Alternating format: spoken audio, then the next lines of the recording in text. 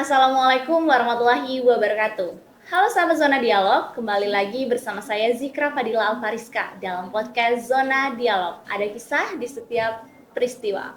Oke sahabat Zona Dialog, masih dalam topik pendidikan anak usia dini. Kali ini kita kedatangan bintang tamu yang akan berbincang mengenai perkembangan motorik pada anak usia dini. Panggilannya siapa tadi? Saya Areca. Areca. Reca ya, biar enak manggilnya. Oke. Nama saya Tria. Tria, panggilannya Tria. Oke, Reca dan Tria. Oke, kita akan berbincang mengenai perkembangan motorik pada anak usia dini. Motorik ini seperti apa kira-kira? Perkembangan motorik ini seperti apa nih pada anak usia dini? Perkembangan motorik anak usia dini itu mencakup otot kasar dan otot halus. Contoh otot kasar itu seperti berjalan, melompat, berlari. Kalau otot halus itu seperti menggambar, melukis, mengancikan baju atau melakukan kegiatan sehari-hari seperti makan, makan sendiri. Oke, kalau dari Reca gimana? Perkembangan motorik itu adalah kemampuan anak untuk mengendalikan tubuhnya. Perkembangan motorik itu terdiri dari dua, yaitu motorik halus dan motorik kasar. Kalau motorik halus itu lebih ke kayak tubuh itu bergerak, misalnya ketika anak sedang berjalan, melompat, atau kegiatan yang memerlukan tenaga. Itu yang halus atau yang kasar? Yang kasar. Oh, yang kasar. Oke. Sedangkan yang halus itu kegiatan yang ringan, mungkin misalnya ketika anak sedang memegang pensil, sedang menyusun balok, atau kegiatan yang mungkin kayak tidak berat bagi anak. Oke, berarti aktivitas yang menggunakan otot ya, Iya. mau otot yang kecil ataupun yang besar gitu kan, yang dilakukan oleh anak-anak. Oke, ketika anak melakukan hal-hal tersebut gitu, kira-kira dampaknya untuk anak itu apa ya kira-kira? Misal nih, anak melakukan motorik halus ataupun anak melakukan motorik kasar, kira-kira dampak untuk anak usia dini itu, dampak untuk perkembangannya itu seperti apa? Kalau dampaknya untuk motorik halus itu dia bisa jadi terampil, bisa lebih mandiri dalam melakukan kegiatan sehari-hari. Oke. Kalau untuk motorik kasarnya gimana? Kalau untuk motorik kasar dia bisa menjelajahi lingkungan. Menjelajahi lingkungan seperti apa nih kira-kira? Seperti bermain sama teman-teman, bermain kejar-kejaran, bermain lari-larian. Oke, ini ada kasus kayak seperti anak yang baru jalan dikit jatuh. Pernah dengar nggak? Pernah. Nah, itu kira-kira apa ya kasusnya? Faktor yang mempengaruhi hal tersebut apa nih kira-kira? Mungkin kalau misalnya anak ketika berjalan itu jatuh mungkin normal ya Kak, Iya. karena kan setiap pertumbuhan anak itu kan berbeda-beda kan.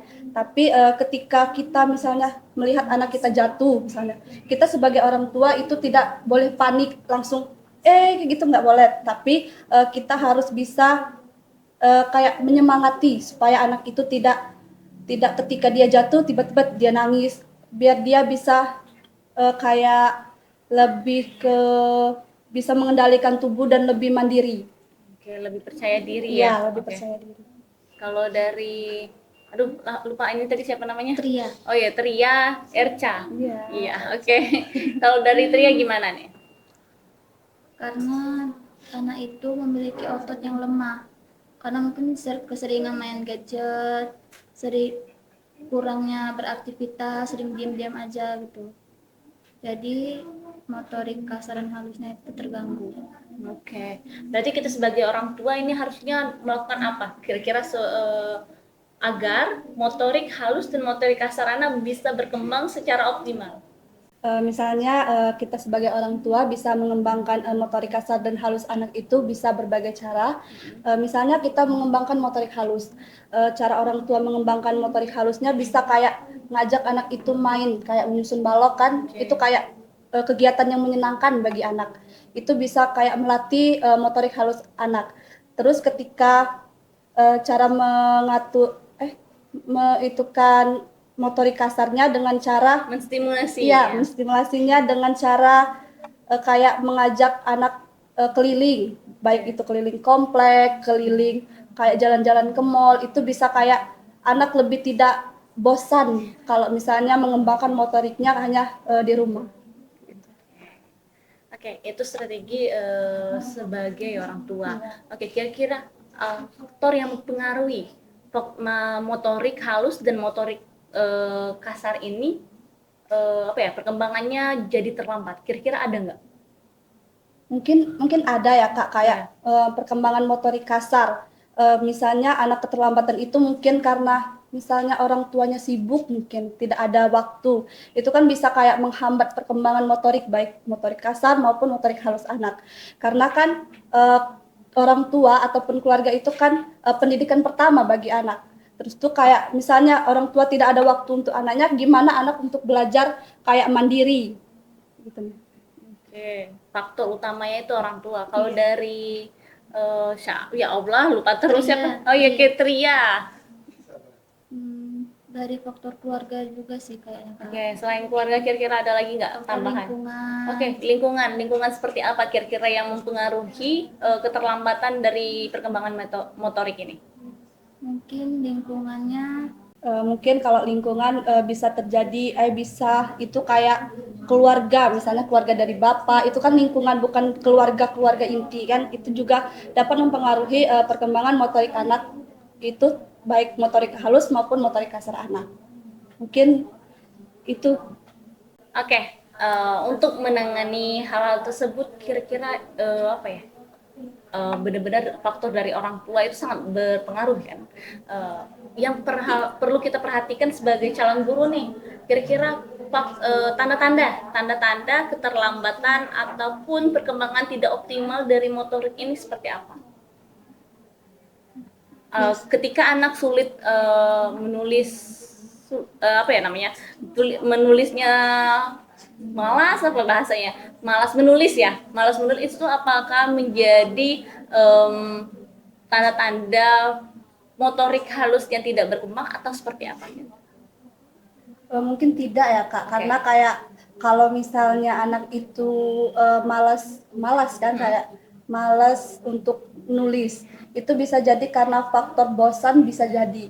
Terus tuh kita sebagai guru itu kayak lebih kreatif, misalnya kayak menulis itu jangan cuma menulis huruf A, kayak A biasa, jangan, tapi kayak ada ada misalnya model gitu. Nah, kayak lebih bervariasi supaya anak itu agak lebih tertarik mengenai menulis itu. Oke, jadi kira-kira tanda-tanda untuk kita mengetahui perkembangan motorik pada anak ini terjadi keterlambatan itu apa ya? Ada nggak tanda-tandanya gitu? Oh, ternyata anak ini mengalami keterlambatan di perkembangan motoriknya. Apa ya kira-kira tanda-tandanya? Jadi biar moms di luar sana cukup terlihat keterlambatan pada perkembangan motorik anak usia ini. Tanda-tandanya itu seperti anak-anak tuh kurang keseimbangan, lemah otot, sering jatuh, tidak fokus. Itu Kak.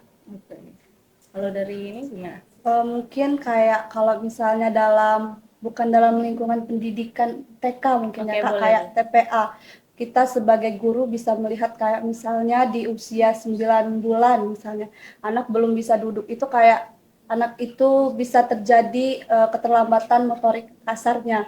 Terus itu misalnya usia 3 tahun, anak belum bisa memegang pensil, kan itu kayak termasuk keterlambatan dalam motorik halusnya. Mungkin harus pintar-pintar ya gurunya yang memperhatikan ya perkembangan anak, umur segini harusnya udah bisa gini, tetapi dia belum, apa nih masalahnya gitu ya. Oke, boleh nih berikan pesan atau tips untuk sahabat-sahabat zona dialog, bagaimana cara kita sebagai guru, sebagai orang tua lebih pandai lagi melihat dan memperhatikan perkembangan anak, terutama perkembangan motorik. Kita sebagai orang tua ataupun guru bisa melihat perkembangan motorik anak itu dari dia lahir, misalnya mungkin belum signifikan perkembangan motorik kasar maupun halus anak itu ketika lahir, tetapi dalam pertumbuhannya kita harus bisa mengontrol. Kayak anak itu kita harus bisa paham mengenai umur segitu anak itu harus bisa misalnya harus bisa duduk, tetapi kita sebagai orang tua kayak nggak boleh memaksa. karena kan perkembangan setiap anak itu berbeda-beda. Tapi kita juga harus kayak paham, kayak ngerti mengenai motorik kasar dan motorik halus anak. Sebagai orang tua, kita harus lebih memahami anak, seperti kita harus lebih fokus tentang motorik kasar dan motorik halusnya, lebih sering mendukung dan memberikan pelatihan. Oke, terima kasih. Oke, sahabat Zona Dialog, perkembangan motorik pada anak usia dini itu ada dua, motorik halus dan motorik kasar. Kedua motorik ini, jika diberikan stimulasi yang baik, diberikan apa yang namanya tuh?